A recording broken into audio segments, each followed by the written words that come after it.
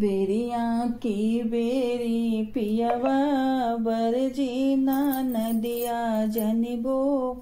लावा ना नदी के जिनबो लावा ये हो पियो ना नदी ही जब हमरे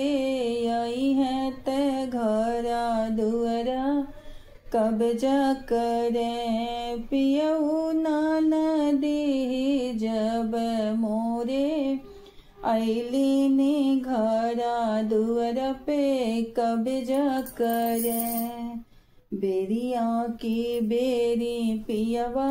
बरजी ना नदिया जनबो लावा ना नदिया जानी लावा ये हो पियो ना नदी हमारे जब आई हैं जबर गठरी बनी है जबर गठरी बनी है ये हो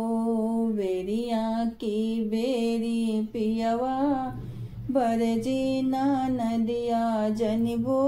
लावा ना नदी के जानी लावा ये हो ननदी जब मोरे घर वाही आईली निकल है ही उठल त कल है ही उठल ये हो पियवा घर कर सोया नाही भावत नैना लोर चुएला नैना लोर बहेला हो पियवा तू के हम इतना समय झाई ना नदिया जनी लावा ना नदी के जनबो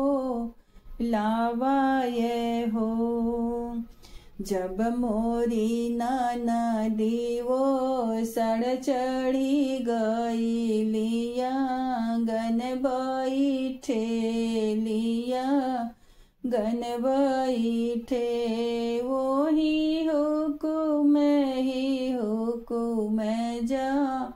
मावे खाइल पियल दुसवारे हो नैना से लोरावाही ढूरत कहलिन का हालत सोचले ना सो चाला ये हो पियो बेरी बेरी तू है के रजली ना नदिया जनबो लावा ना नदी के जनी लावा यहो।